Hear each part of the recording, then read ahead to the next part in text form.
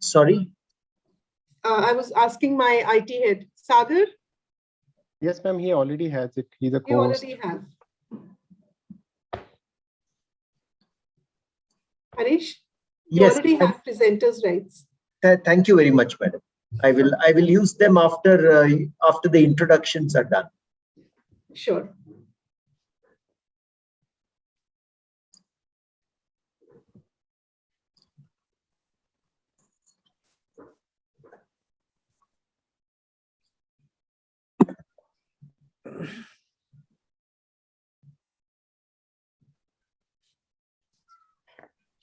Mr. Harish Bhat, Mr. K Ranganathan, ladies and gentlemen.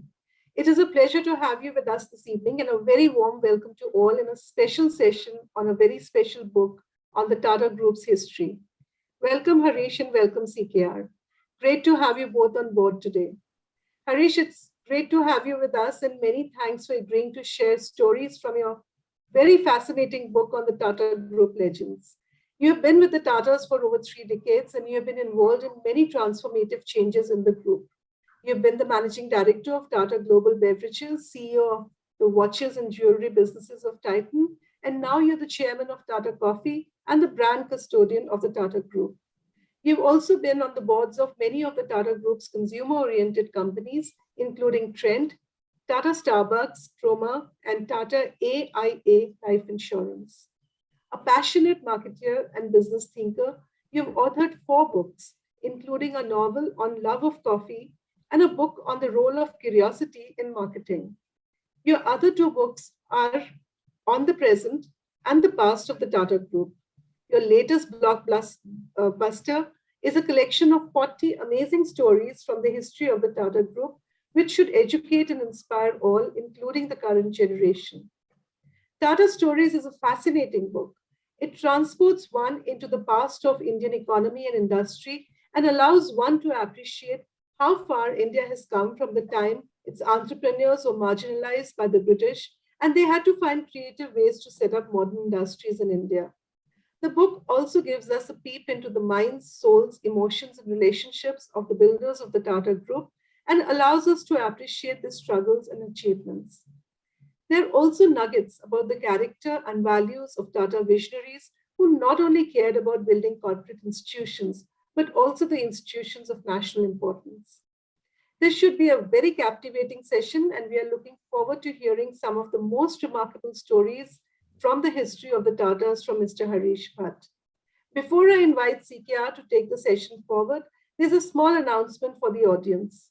Mr. Harish Bhat has offered a signed copy of his recent book, Tata Stories, to the best question that is asked of him during the Q&A session. So please do take advantage of this offer and start posting your questions in the chat box. I know there are always a lot of questions, but this is an incentive for you to put in many more. Please do mention your mobile number as well. And all the best. So with these words, it is now my pleasure to invite CKR to take over and conduct the session. Over to you. Thanks, Rekha. Harish Bhat, Brand Custodian, Tata Sons. Rekha Sethi, Director General, AIMA. Ladies and gentlemen. Mr. Bhat, it's a pleasure to have you join us today, and many thanks for agreeing to do this special session on special book on the Tata Group. The Tata brand is a part of India's economic history of the past century and a half. Jamset Tata's pioneering trading partnerships with European and subsequent manufacturing forays in India marks the beginning of India's industrialization. Since then, there have been many Indians first to Tata's name, including India's first commercial airlines to India's first global IT service company. Tata products have been in most of Indian homes and workplaces, and multiple generations of Indians have grown up treating Tata brand as a fixture in their lives. Therefore, your book makes a fascinating reading as it tells us not only about the history of the Tata Sons, but also about our collective past.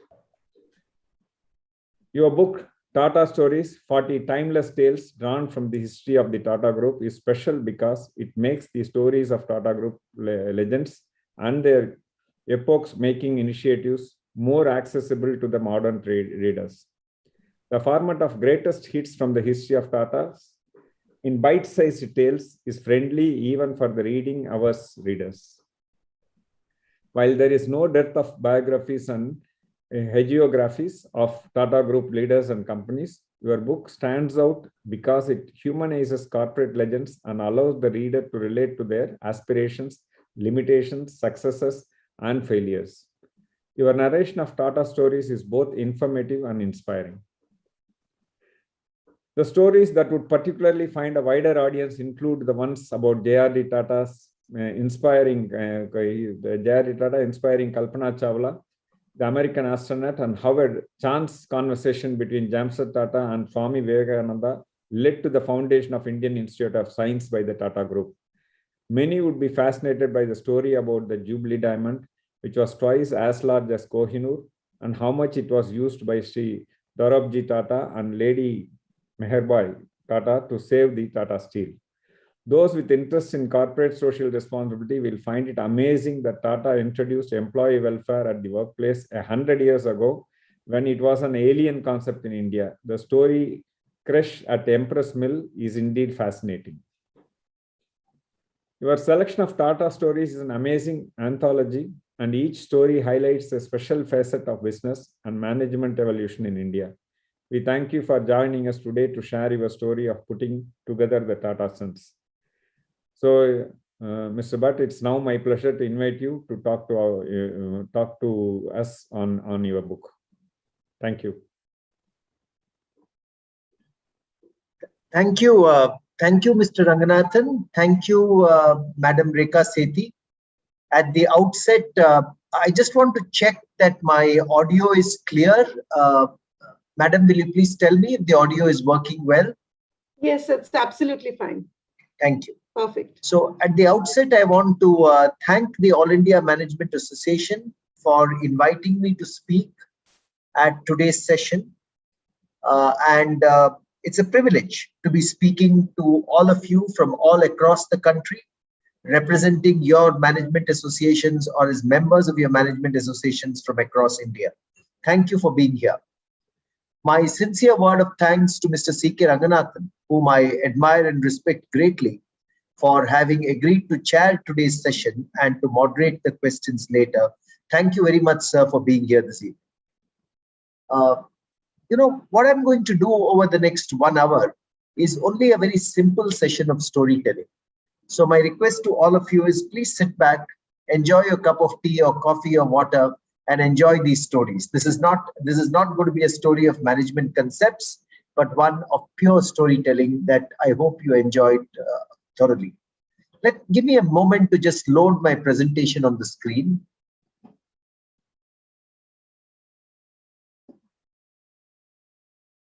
I hope, Madam, I hope the presentation is now clear. Yes, perfect. So, last year I wrote this book, Tata Stories.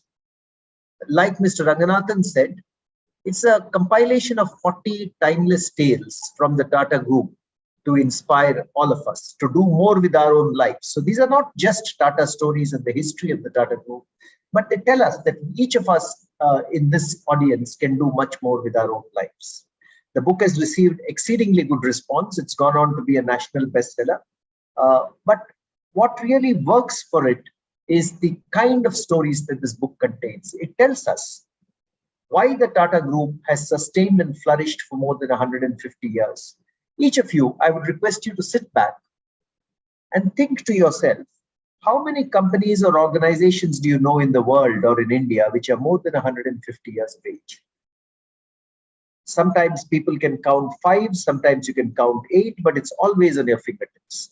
So the question comes up, how has the Tata Group survived and flourished for so long and continues to grow from strength to strength?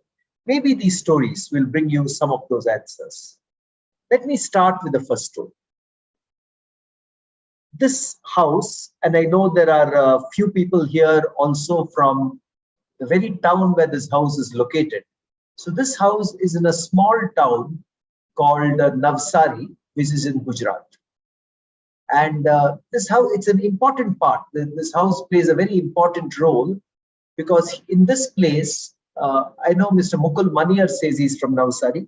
So this is the house where the founder of the Tata Group, Jamshedji Tata, was born. He was born to a family of Parsi priests. He was the son of Nasarwanji Tata, who left his priestly profession to become a merchant. And at the age of 13, Jamshedji Tata shifted to Mumbai with his father.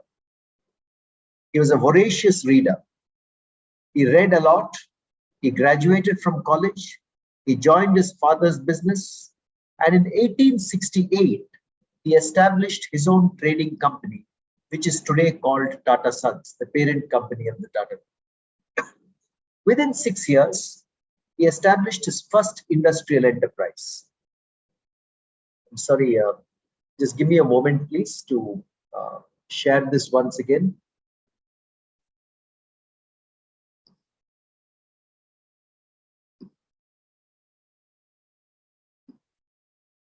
So within 6 years, he established his first industrial enterprise. Look at this mill that you see in front of you.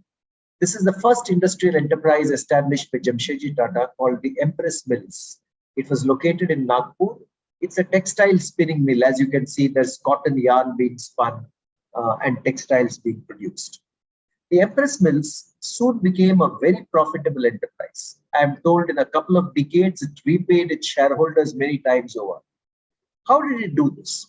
It did this because Jamshedji Tata used the best quality long stapled cotton to produce his textiles, therefore the highest quality, which convinced customers. He also used manufacturing innovations like the ring splitter that you see here, which were not even being used in Britain in those days. He brought them to India, took the risk of using them, and got much, much higher productivity because of them. So this became a very, very profitable enterprise, the Empress Mills in Nagpur. It became one of the most profitable companies in India in the 1860s, 1870s, and 1880s. But that is not the reason, ladies and gentlemen, why I'm narrating the story today. I'm narrating the story because of something special. Look at the women in this photograph. If you look at the women in this photograph, they're semi-educated women, sometimes not literate women, from the hinterlands of Nagpur, small towns from Nagpur, who came to work in the Empress Mills. Jamshedji Tata did something very, very special for these women, which makes Empress Mills stand out. So in 1887, for these women, he introduced for the first time ever in India, what you call the pension scheme. For the first time ever in India, for these women employees, he introduced the pension scheme. In 1895, he introduced the accident compensation scheme for these workers. And in 1901, do you know what he introduced for these workers? Something that all of us know today. If we are working in a company, on our pay slips, you see something called the Provident Fund.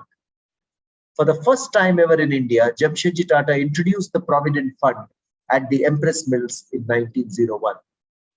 So a lot of people asked him, remember this was more than 130 years, 140 years ago. A lot of people asked him, sir, why are you investing so much in worker welfare? That is not the job of industry. Industry is supposed to make profits and pay back its shareholders. In fact, not only these schemes, but by 1920, the Empress Mills had even established a creche for the children of working mothers, so that their mothers could go and work in the Empress Mills while the children were taken very good care of. This is a photograph from that creche. You look at that small girl on one side saluting you, and you know the kind of facilities which are being offered here. So why did Jamshedji Tata invest in all this welfare? He invested because he thought it was very, very important to not just serve the needs of the shareholders, but of every stakeholder. Listen to what he said. In 1895, he explained this as follows. We do not claim to be more unselfish, more generous, or more philanthropic than other people. But we think we started on sound and straightforward business principles, considering the interests of our shareholders our own, and the health and welfare of our employees the sure foundation of our prosperity. That is what Jamshedji Tata said. You can see his picture here, right on top of the cover of this book. That is Jamshedji Tata. And he believed in this because he thought as much as a business should return to shareholders, it should simultaneously do good for the community and the employees. And that, ladies and gentlemen, was the motto with which he began the Tata Group. He said the community should be at the center and not just another stakeholder in business. And what his sons thereafter did, Sir Dorabji Tata and Sir Ratan Tata, along with their father, they took their shareholding in this company and put it into the hands of Tata Public Charitable Trusts. Their wealth went into Tata Public Charitable Trusts. And these trusts then do work for the nation. Even till today, the Tata Public Charitable Trust owns 66% of the shareholding of our parent company, Tata Sons. And what have they done over the years? The Indian Institute of Science has been established in Bangalore. The Tata Memorial Cancer Hospital in Mumbai was established by the Tata Trust. The Tata Medical Center and Cancer Research Hospital in Kolkata was established by the Tata Trust. Even as we speak, in many states of India, in collaboration with the state governments, there are cancer hospitals being established by the Tata Trust. The Tata Institute of Social Sciences, the Tata Institute of Fundamental Research, TIFR, the National Center for Performing Arts, a huge number of disaster relief activities. Even till today, the Tata Trusts work in more than 200 districts all across the country, undertaking various welfare projects and welfare programs. So what Jamshedji Tata wanted, the community to be center stage, has come to be true. Something that all of us working in the Tata Group respect and admire greatly, and we feel inspired by, is that eventually out of the profits we earn, 66% of the dividends go back to the Tata Charitable Trust, which makes it quite unique. We are a business group which is owned by charitable trusts, and that is Jamshedji Tata's vision. So I wanted to narrate this first story to you. But along the way, there are many other things that happen, which kind of epitomize what the Tata Group stood for. And I want to narrate a few stories to you from my book. I think all the 40 stories are very exciting and interesting. But let me go to a second story, which is not very well known. The gentleman that you see here on the screen is Jamshedji Tata's elder son, Sir Dorabji Tata. He was the second chairman of the Tata. So Jamshedji Tata started the Empress Mills, he started Tata Steel, he started the Taj group of hotels, and then Dorabji Tata took over from him as the second chairman of the group. And he also established the Tata Hydroelectric Company, which is called Tata Power today. He ensured that Tata Steel came on stream and produced steel, where the Europeans thought that Indians could not produce steel. So he did a lot of things. But this story is actually reflecting another aspect of his personality. He was a very avid sports person. So sometime once in 1919, at the annual sports function of the Deccan Gymkhana in Pune, he saw some peasants, farmers running very fast. And he thought to himself, my God, these people are running as fast as the athletes that I have seen in Europe. And he thought to himself, if they're running so fast, why should India not have a team at the Olympics, which is the greatest sporting spectacle on earth? At that time, India did not have a team at the Olympics. In fact, India did not have an Olympic committee, and it was not organized at all. So he spoke to the governor of Bombay. He got India accredited with the International Olympic Federation, and then he told the city of Pune and Bombay that I'm willing to sponsor the athletes for next year's Olympic contingent to the Antwerp Olympics in 1920. And he did that. He offered sponsorship to the athletes. He actually put in place a selection committee to decide who should go, because there was no Indian Olympic Association at that time. 6 people were selected, 4 runners and 2 wrestlers. And they proudly marched into the Antwerp Olympics in 1920 as the first ever Indian team to represent the country. Urma Banerjee of Bengal was the flag bearer, and there were 4 runners and 2 wrestlers. They did not win a medal in the first Olympics. They came home without winning a medal. But India was so charged up by the spectacle of the first Indian team going into the Olympics that there was a lot more interest in sports in the country. Sir Dorabji Tata himself sent the director of YMCA, Mr. Noren, to go around the country and propagate the message of sports. And as a result, in 1924, there was a lot of excitement when India sent its second team to the Olympics. And then In 1927, the Indian Olympic Association was formed. And Sir Dorabji Tata was elected the founder president of the Indian Olympic Association. Even today, if you go to the Indian Olympic Association's website, you will see a picture of Dorabji Tata and the work that he did at the beginning displayed very proudly and very clearly. Then in 1928, he sent the third Indian team to the Olympics. And this time there was also a hockey team sent by the Indian Hockey Federation. That hockey team did not lose a single match in the Olympics. It won all its preliminary matches, and in the finals, it faced up to the host country, Netherlands, in the Amsterdam Stadium. In front of a crowd of more than 30,000 people, India beat the Netherlands in that final to claim the Olympic gold. That was the tournament where Dhyan Chand was also with the Indian team, and I think there were more than 19 goals that he scored in that single tournament, and India won its first ever gold medal in the Olympics. Imagine what a proud moment it would have been for India. Thereafter, India has participated in every single Summer Olympics that have been held in the world. But I want to take a moment to pay tribute to Dorabji Tata. 101 years back, 102 years back, he sent the first Indian team to the Olympics. And why did he do this? He did this because he thought it was good for the country. Just like Jamshedji Tata offered pension or provident fund because he thought it was good for the community, Dorabji Tata thought it was very important for a large country like India to be represented in the Olympics. So it doesn't matter if he was a businessman or an industrialist. He put the country first, and he did what he thought was right by sending the first Indian team to the Olympics.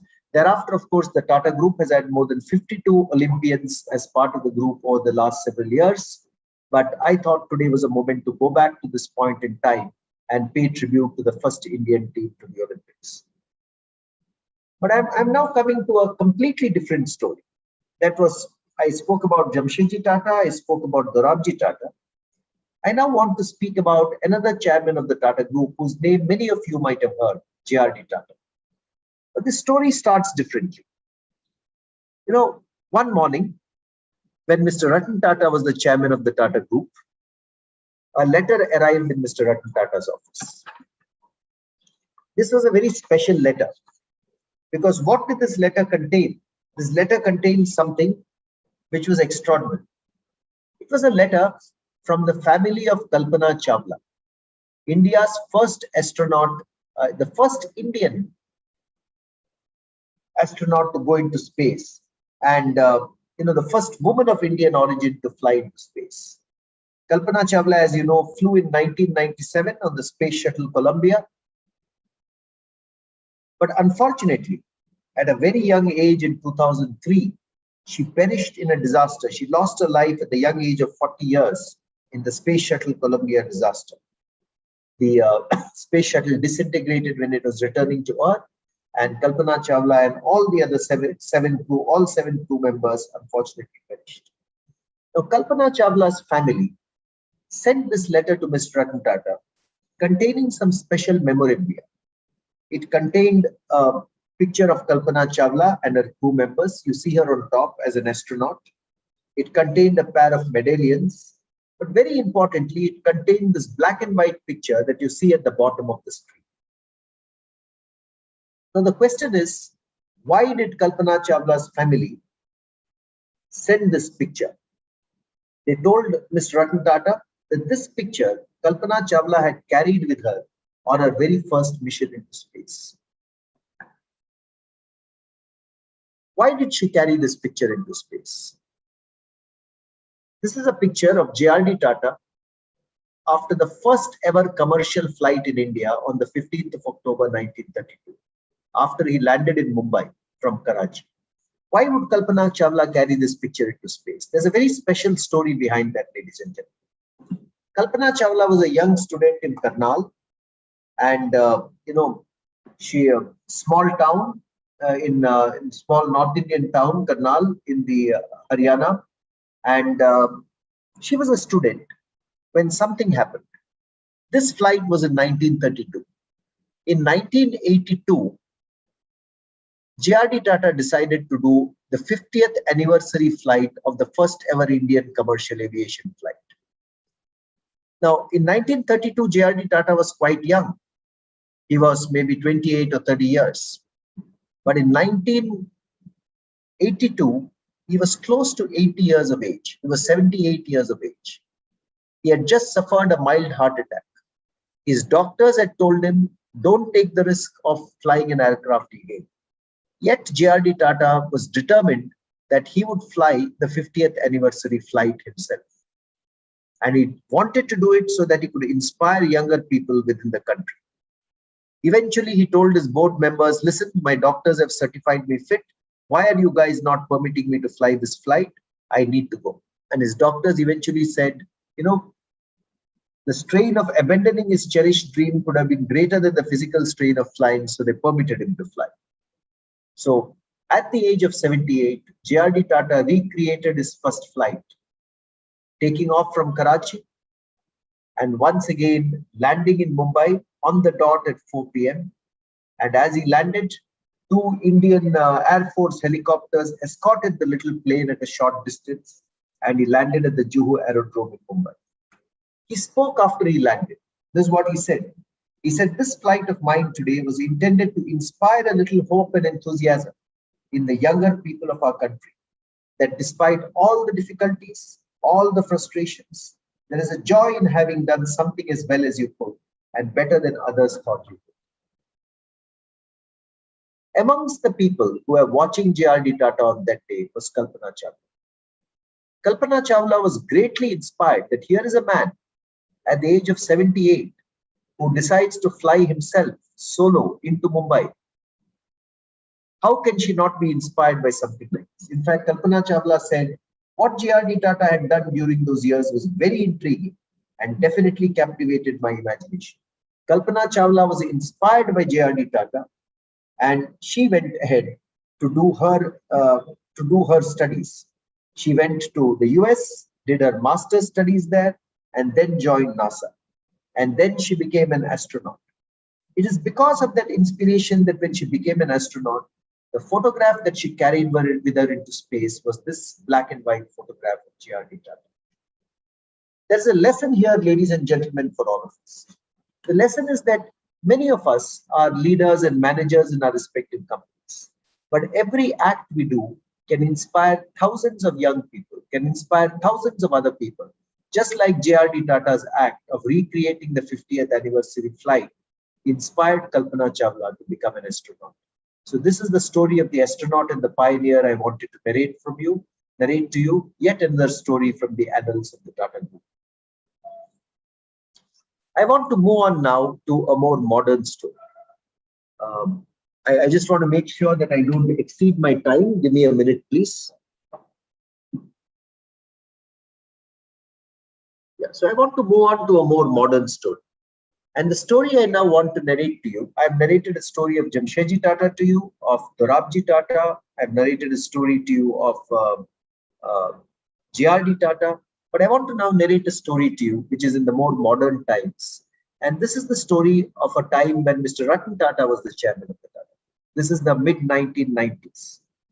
And in the mid-1990s, Mr. Ratan Tata stood up one day at the Automobile Manufacturers Association meeting and said, why can't India have its own indigenous car? You know, at that time, the only two cars being made in India were the Maruti, which was being assembled in Gurgaon.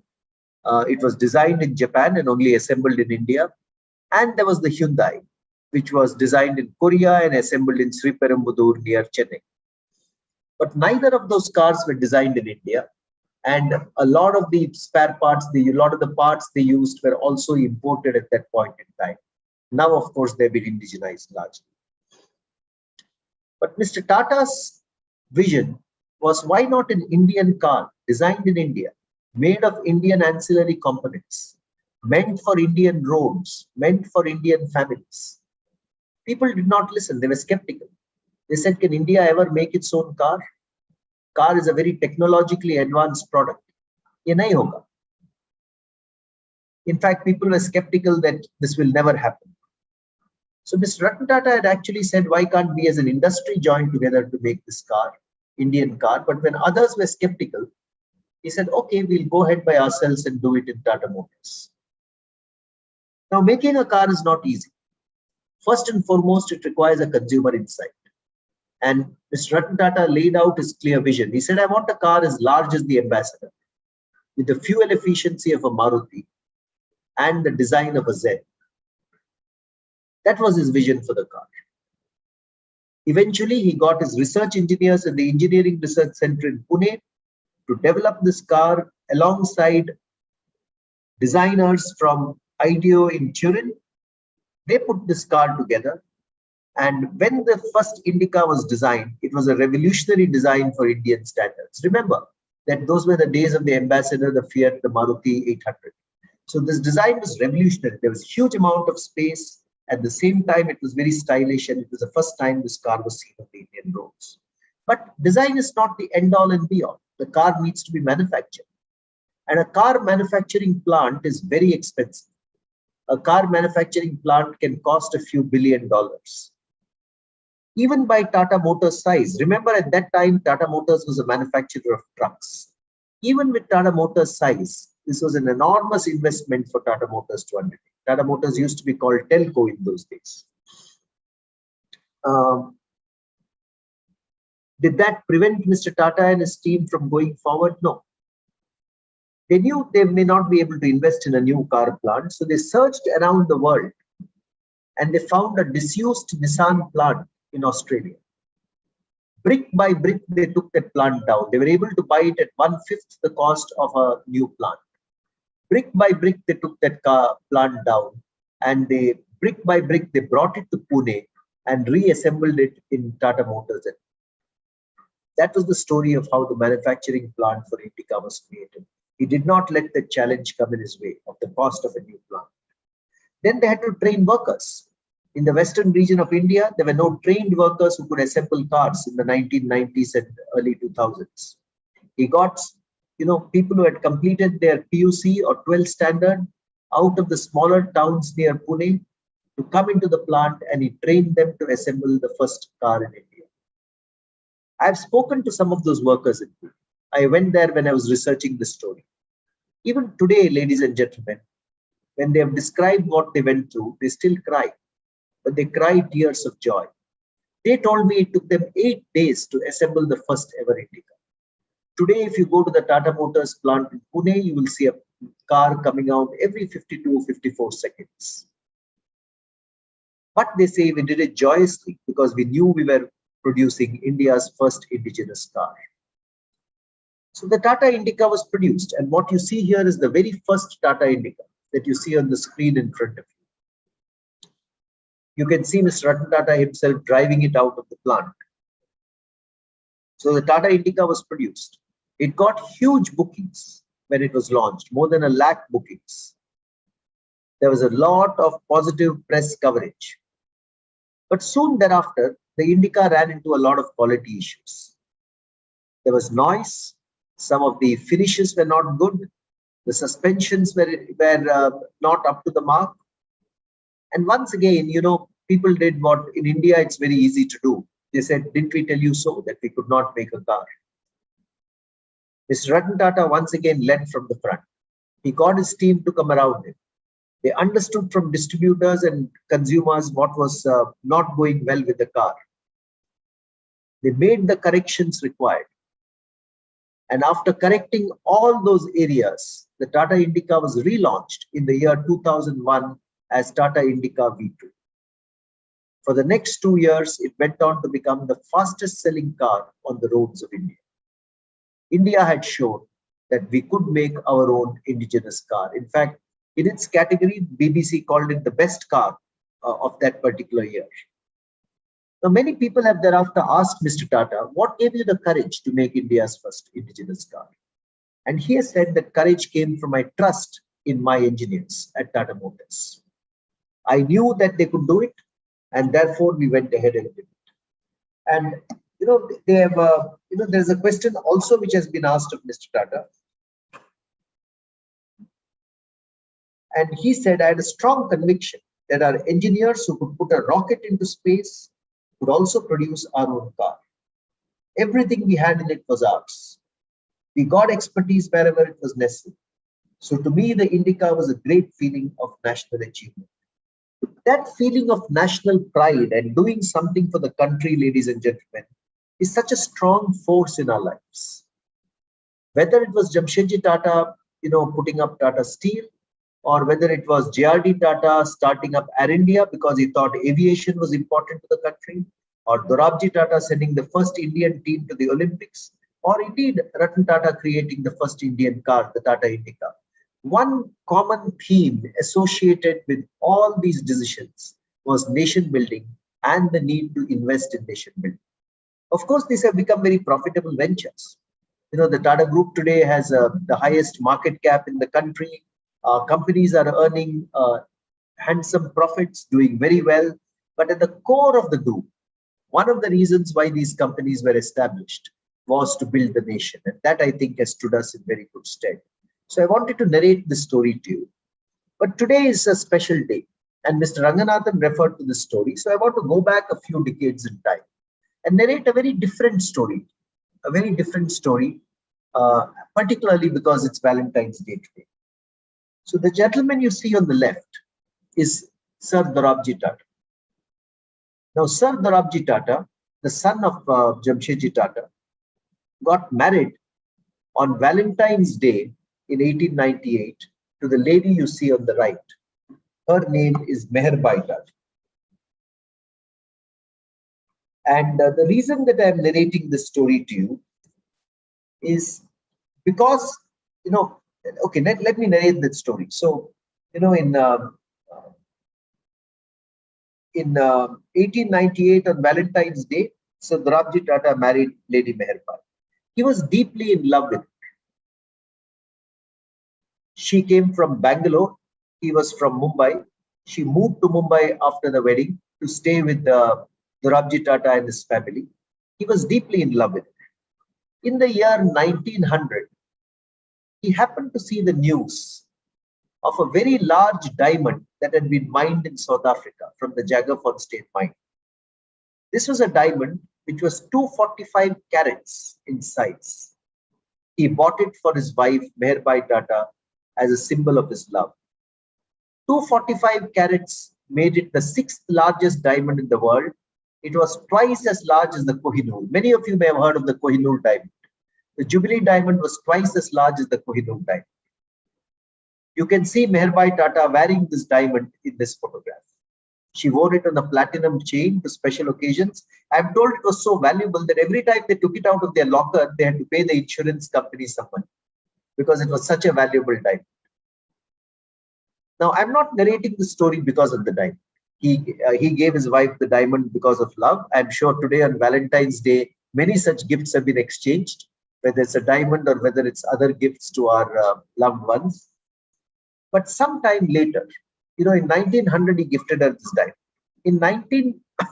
By the 1910s, Tata Steel had been founded. Tata Steel did well. It produced steel for across the world. But in the 1990s, after World War I, the demand for steel collapsed. And Tata Steel went into a very bad recession because the demand for steel in Japan collapsed. Tata Steel did not have enough customers. It went into recession. And in 1924, Dorabji Tata got a message saying, we don't have enough money to pay our workers. What should we do? The message came from Tata Steel in Jamshedpur saying, Paisa nahi hai hamare paas, salary dene ke liye, kya kare? Now, Dorabji Tata was not the owner of Tata Steel. He had Tata Group had a shareholding in Tata Steel. There are many other shareholders in Tata Steel. But what Dorabji Tata and his wife Meherbai Tata did at that time was extraordinary. They took their entire wealth, which was about 1 crore in those days, and they mortgaged it to the Imperial Bank of India. Imperial Bank of India is what we today know as the State Bank of India. And that entire wealth included the Jubilee diamond. So the Jubilee diamond and the rest of Sir Dorabji's wealth was mortgaged to the Imperial Bank of India. He raised 1 crore of rupees as loan, and he used that loan to pay back, to ensure that Tata Steel had enough cash to pay its workers and carry on its business. Without that loan, Tata Steel may well have collapsed. Thereafter, Tata Steel, of course, got back into better times, made a lot of profits, and became a very profitable enterprise. But what is fascinating to me is that here is a gentleman who is willing to take, and his wife, who are willing to take their entire wealth and pledge it for the sake of saving a company and paying workers their wages. Not a single worker was removed from his or her job at that point in time. Jobs were saved, and Tata Steel was saved, and Tata Steel got, once again grew back to the prosperity it deserved. But that's not the end of the story, ladies and gentlemen. A few years later, in 1931, Lady Meherbai Tata passed away of leukemia, of blood cancer. She was very young. She was, just about touching 50 years of age. 1 year later, Sir Dorabji Tata passed away in 1932. And they left their entire wealth to a charitable trust called the Sir Dorabji Tata Trust, which is one of the owners of our parent company, Tata Sons, today. The Sir Dorabji Tata Trust sold this diamond, the Jubilee diamond, to raise a large amount of funds. And what was one of the first projects that these funds went into? These funds were used to create the Tata Cancer Memorial Hospital in Mumbai at Pune. Asia's and India's first cancer hospital was created out of the sale proceeds of this diamond and the rest of Sir Dorabji's and Lady Meherbai's wealth. That hospital today serves more than 65,000 patients a year. More than 70% of the patients are treated free of charge. People from all across the country come to the Tata Memorial Hospital for their examination and for their treatment. So I often tell myself what a wonderful diamond this was, the Jubilee diamond. It saved a big company from collapse, protected the jobs of workers, and eventually, when it was sold, it also helped create the Tata Cancer Hospital, which has saved so many lives thereafter. This philosophy of ensuring that wealth first serves the needs of society and community, I think has held the Tata Group in very good stead. We are not a perfect company. We also make errors. It's not that, but these stories that I'm narrating to you are stories that are inspiring and can help us to do much more with our own lives. That's why I've called this diamonds, steel because it saved Tata Steel, and a heart of gold because it has eventually given rise to the Tata Cancer Hospital. So I wanted to narrate this story once again to you as a very, very different story. This is not about creating a business, but this is about saving a business and creating a community institution which has stood the country in good stead. I want to end with, it's now at about 6:45. I think I should close in 5 or 10 minutes. So I want to end with a more personal story, to narrate to you the culture of the Tata Group, which is one of the reasons that people like me have stayed in this group. I'm in my 35th year now with the Tata Group. I've been working with this group for 35 years. And many people ask me, why have you been in the same company for 35 years? Why haven't you shifted to a better paying job or to, some other more lucrative opportunity? The reason largely is it is the culture of the Tata Group. I know that of the profits that we produce, 66% go to charity. That gives me a purpose when I get up every morning from my bed. But it's also because of people like the person you see on the screen. This gentleman, his name is Darbari Seth. Some of you may remember. He was one of the legends of the Tata Group. He was the chairman of Tata Chemicals. He was the chairman of Tata Tea. He was also the chairman of Rallis India. He's the person who launched two of India's greatest known FMCG brands, Tata Tea and Tata Salt, were both launched by him as chairman. So when I was about 29 years of age, Darbari Seth was already 73 years of age, 72 or 73 years of age at that time. He was the chairman of the company. I was a young assistant manager working in Tata Tea. He once called me and asked me, would you like to come to Bombay as my executive assistant? I was in Bangalore in those days, in the sales department of the company as an assistant manager. So I said, here's a wonderful opportunity to work with a person who's a legend. I left Bangalore and came to Bombay and became Darbari Seth's executive assistant, handling various projects in his office. For 2 years, I performed that role. I learned a lot. And in this book, I have written about some other lessons that I've learned from. And then at the end of that tenure, I came back to Bangalore to the sales and marketing team of Tata Tea. A few months later, in 1992, in May 1992, my wife and I had our first and only daughter. So I wrote a letter to Mr. Darbari Seth saying, "Dear sir, my wife and I have been blessed with our first daughter. We seek your good wishes and blessings on this auspicious occasion." I signed it. It was not email. I put it in an envelope and sent it. He replied. After a few days, he replied saying, "My good wishes and blessings are with her." He actually enclosed a small check as well and said, "My blessings are in your daughter for the future." We got the letter. We were very happy. I thought the matter is ended there, because he's a very busy person. He's the chairman of the company. At that time, I was a deputy. I'd become a deputy manager. So I thought the matter had ended there. But a few months later, I get a call from a senior official of Tata Coffee. He tells me, "Mr. Darbari Seth is coming through Bangalore. He's traveling from the Tata Coffee plantations in Coorg, coming via Bangalore and going to Bombay. And he has said he would like to visit your house to meet your baby daughter." So I was in office, in the marketing and sales office of Tata Tea at Yeshwanthpur. I called my wife and said, "Listen, I've got a call saying the chairman is coming home. What do we do?" So both of us rushed to our house in Jayanagar. We put our living room in some order and the sofa set in some order. I told my parents that the chairman is coming home. And promptly at 3 o'clock that afternoon, Darbari Seth came. He came home and he spent some time with me, my wife, my parents, and with my baby daughter. He spent half an hour with us. He spoke to us. He kissed my daughter, held her, and gave her a small gift. And then I think, that was one of the most momentous days of my life. It happened when I was 31, 32 years of age. I am now 59 years. But I have never forgotten this day. It was one of the highlights of my life. Because it shows that a chairman takes such interest in the people who work for him. And this is not the only story about Darbari Seth. If you go to Tata Chemicals in Mithapur, you will hear many such stories of how he has paid personal attention to the people who work for that company. This is one of the things that, I think stands out for the culture of the Tata Group. We feel recognized and we feel there is some special care which is being taken care of us. And this story of Darbari Seth illustrates that very well.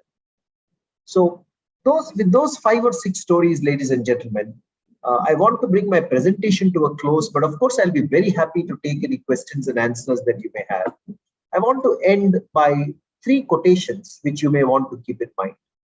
This is Jamshedji Tata. He says, "In a free enterprise, the community is not just another stakeholder in the business, but in fact, the very purpose of its existence. That is why we are owned today by the Tata Charitable Trust, so that the money we earn can go back to the community." J.R.D. Tata, "No success or achievement is worthwhile unless it serves the needs of the country or the interests of the country and is achieved and its people and is achieved by fair means, by fair and honest means." And of course, Mr. Ratan Tata has gone on to say, "Why can't we do what nobody has done before?"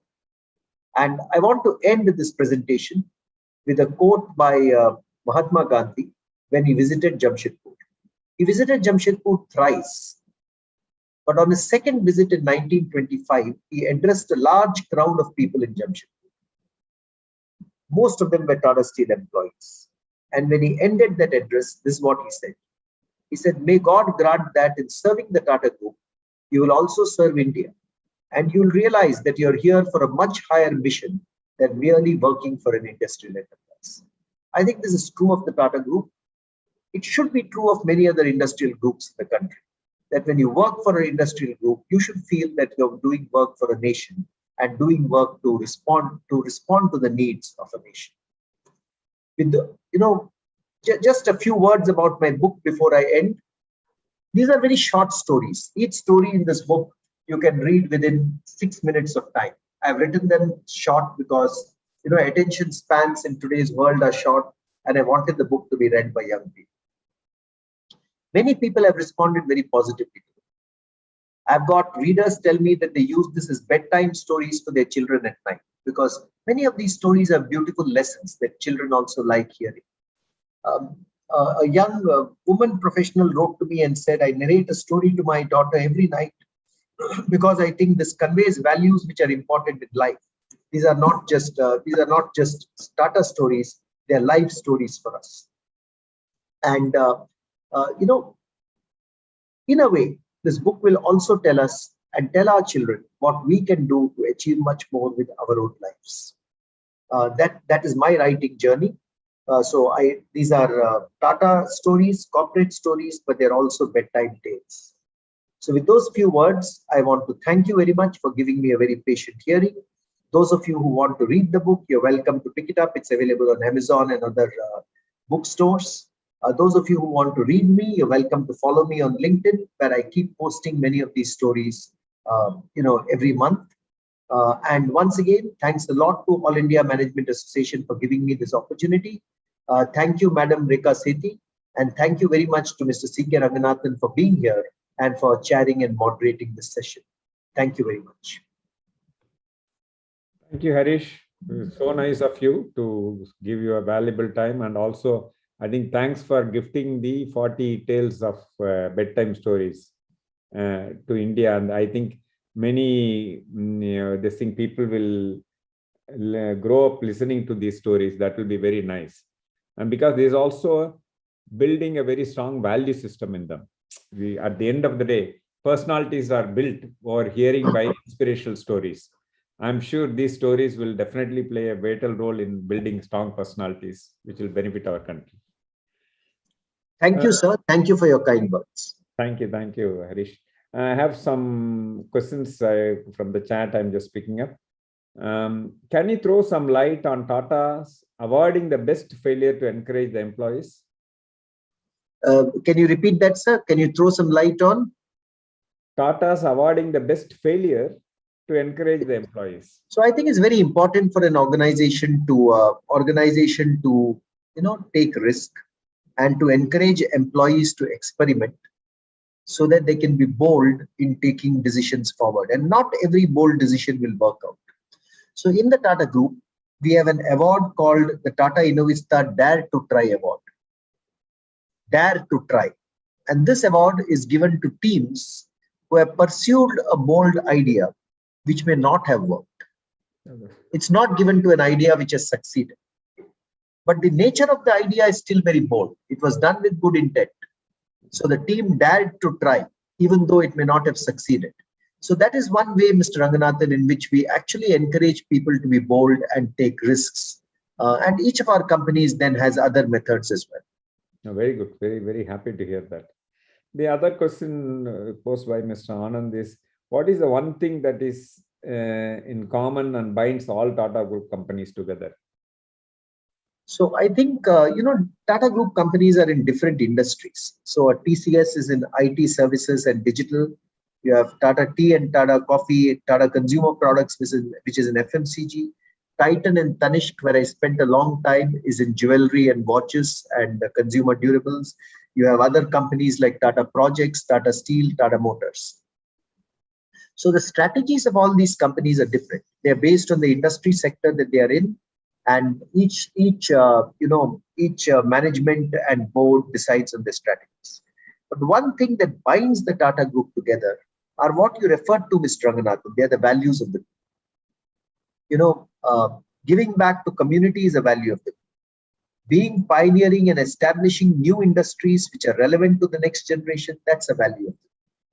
I think respect for the people who work within the Tata Group, that's a value of the group. The way we treat people. So I think it's those values which bring the group together, even though we are in very different industries. That is why, the one brand Tata, I think, is used by hundreds of brands in the country. But still, when consumers see the Tata brand, they associate it with the value of trust. So then there is another question: how the Tata Group made itself different from other business houses in India, and made a place in the hearts of every Indian? So, I feel there are many Indian businesses which have made their impact. Okay, it's not just the Tata Group. So let me just clarify that. I have a lot of respect for many other Indian business groups which have done extraordinary work, including Mr. Ranganathan, your own company, CavinKare. It's done fabulous work in your field. But how has the Tata Group flourished for more than 150 years, and what has it done? I think there are three things here. One is, over 150 years, Indians have seen that the Tata Group is doing some good for the community and the nation. When I took you through the list of all the institutions that the group has put up, whether it's the Tata Memorial Hospital, the Tata Medical Center and Cancer Hospital, whether it's NCPA, TIFR, Indian Institute of Science, TISS, disaster relief. In fact, even recently, when COVID-19 came 2 years back, Mr. Ratan Tata, on behalf of the Tata Trust, and Mr. Chandrasekharan, on behalf of Tata Sons, committed 1,500 crores to the fight against COVID-19. That's a large amount of money, particularly in a time of uncertainty.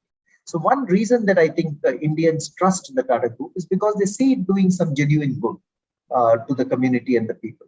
The second is, of course, I think the quality of our products and services. No one will buy a product or service unless the quality is excellent and unless consumers get very good value. Half this nation buys Tata Salt. Why? Because they believe in the quality of Tata Salt. It is pure, it's hygienic, it's iodized, it's free-flowing. I can go on and on. 1/3 of the households in this country buy Tata Tea because they believe in the quality of Tata Tea.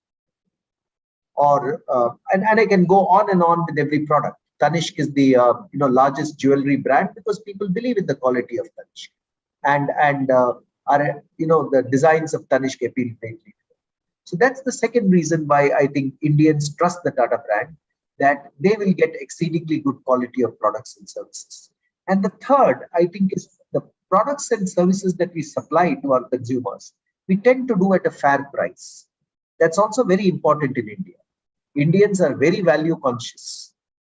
We like to be treated fairly by the brands from which we buy.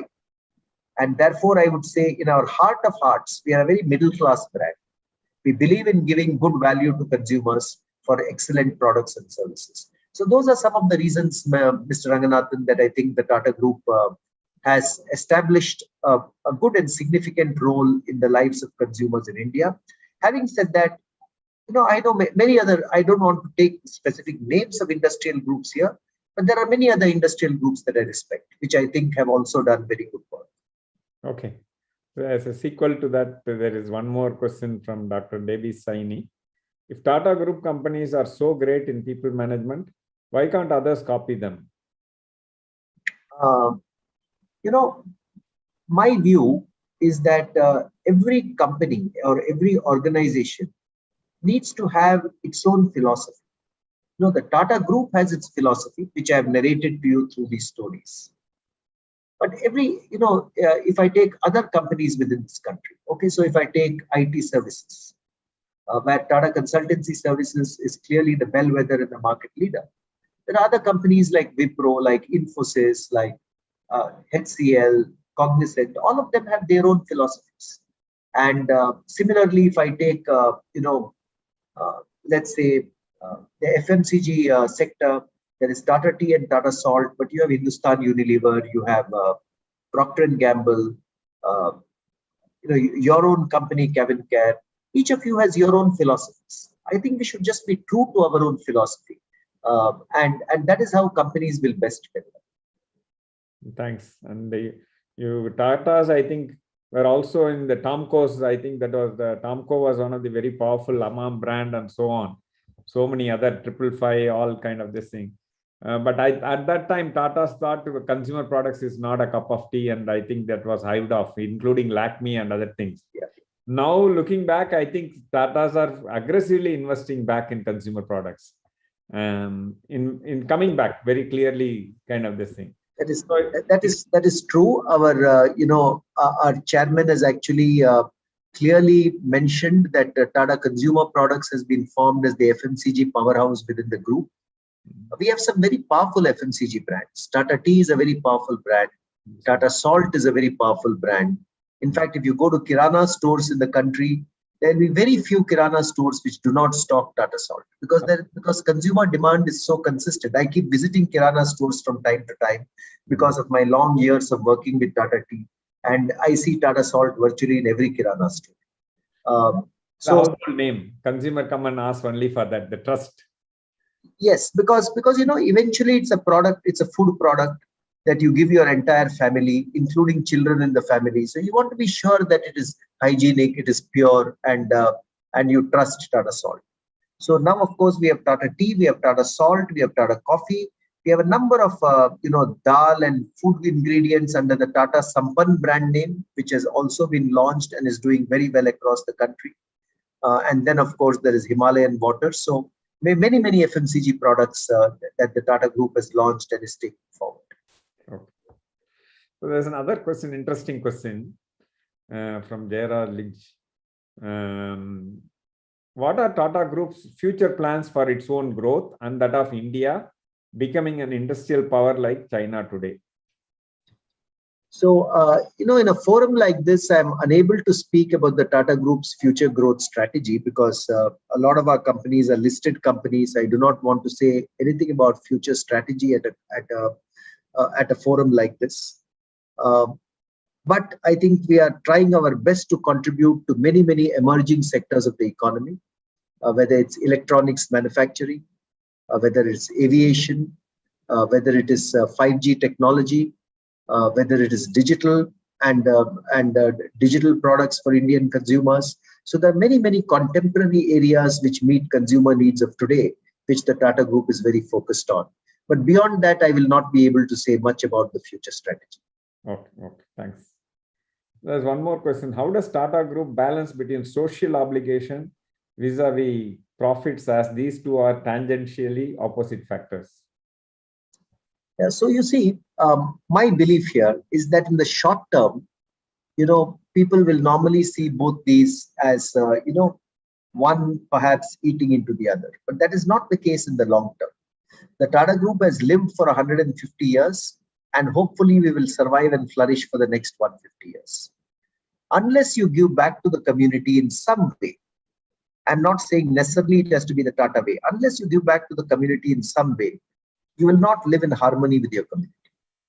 And India is a very unequal nation. India has very rich people. India has very poor people. So giving back to the community is the central purpose of the Tata Group. Now, that doesn't mean that our companies are not profitable or aggressive. We are very aggressive in the marketplace. Our strategies are very aggressive. We go for market share. We go for profitability. We go for growth. So the people who run our companies run it as very efficient, organizations catering to specific consumer needs with excellent products and services. And we like being competitive as much as anyone else likes being competitive. It is the money we make from those ventures that part of it then goes back to the community. And our ownership structure, like I have described to you, our ownership structure is that our parent company is held 66% by Tata Charitable Trust. So what happens when Tata Sons issues a dividend? 66% of those dividends go to the Tata Trust, which use them for community work. So it comes at the stage of dividends and not really at the stage of operations. Operations are run to create very profitable enterprises. Very good. Well said. A lot of lessons to learn from Tatas. One last question, Harish. How does Tata companies react to the corruption prevalent in the industries and get business, considering the fact that ethics and values are paramount for Tatas? Can you repeat that question, Mr. Ranganathan? How does the Tata Group? How does Tata companies react to the corruption prevalent in the country and get business, considering the fact that ethics and values are paramount to Tatas? I'm sorry, I'm not able to hear that. I'm not able to hear that question well. No, I will repeat. How does Tata companies react to corruption prevalent in the country? Okay. Ethics and values are very important to Tatas, that we are aware. So, how do you respond to this? So I think in the Tata Group, we have zero tolerance for corruption. This has been the way that we have been, and this is the way we will be. Sometimes, like JRD Tata said, it has set back some of our businesses by several years. I will not go into specific examples here, but there are some businesses which we wanted to enter, we could not enter at points in time. At the end of the day, the approach that we have taken today has, I think, earned the respect of all the stakeholders. Sometimes, if there is a challenge, we have to approach it through rationally explaining the problem, looking at the solution, sometimes maybe even waiting for some time for the solution to come into place. But just so that all of you know, we have a Tata Code of Conduct which binds all of us. I have signed it and every employee has signed it. And I can tell you that if there is a violation of the Tata Code of Conduct, the Tata Group is typically, very, very firm in the way it handles such cases. The reason is, Mr. Ranganathan, that's the right thing to do. And finally, that is at the core of our brand. One of the reasons people love the Tata brand and respect it is because they think we are fair to all our stakeholders and we don't engage in unfair practices. According to me, that is one of the pillars on which the Tata brand stands. So it's actually a zero tolerance for corruption or for any other unethical practices. Okay. Thanks. So one more last question. I thought it's a very interesting question by Mr. Jagdish Shukla. Tata stories are highly inspirational. What is holding India to have many Tatas? I think there are many Tatas developing in India. I think, I'm actually very optimistic about our country. If you look at the number of first generation companies which have come up over the last 40 years or the last 30 years, it's still a brief period of time. Tatas have been around for 150 years. I'm sure some of them at least will grow to become, companies as large or as reputed or perhaps even more in the future. Look at the number of startups coming up across our country. I'm sure some of them will go on to become, large organizations in the future. So I believe the best is still ahead for India, and many of these companies are going to blossom into the future. See, because the reason that Tata Stories are so consistent and inspiring is because there has been a certain culture which has lasted over 15 decades, not over 1 year or 10 years or 20 years. That is what makes it so inspiring, that the group has maintained that culture and philosophy over 150 years. Many of the other companies in India are much younger, and I think at least some of them will shape up in the future in a similar way. I certainly hope for that for our country. Thanks, Harish, for your fabulous session with all of us. I think a lot of learning, a lot of stories and inspiring. At the end of the day, I think these inspirations will be foundation for building better human beings and therefore reflects in our country's growth. Yeah. Thanks, Harish. Mr. Ranganathan, I think we should not look at these as just Tata stories. They happen to be stories from the Tata Group.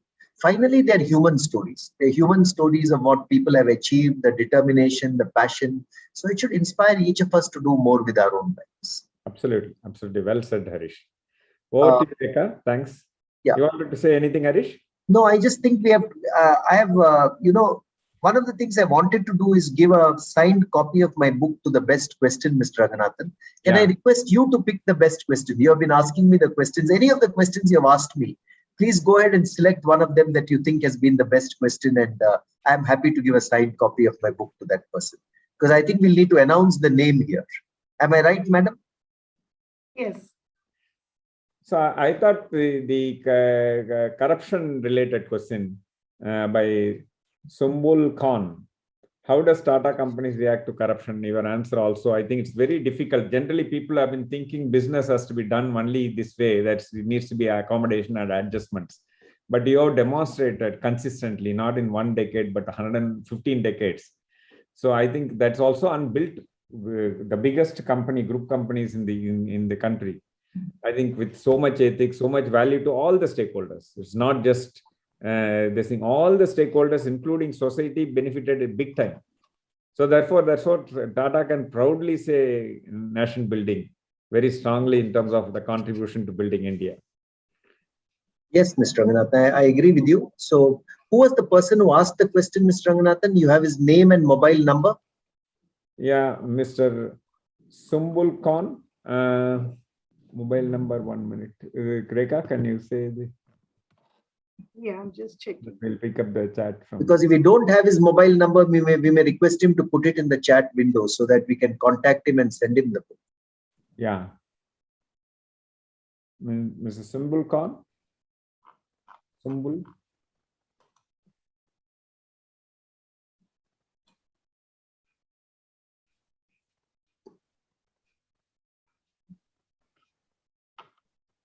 Sumbul, are you there?